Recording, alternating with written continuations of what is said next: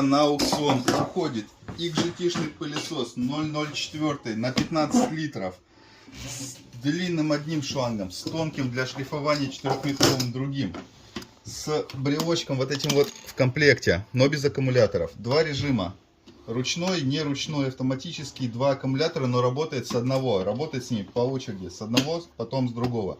И регулировка оборота. И кнопка сверху, он же без аккумулятора. Вот такая коробочка. Щетка у него. Алюминиевая трубка и вот такая вот щетка.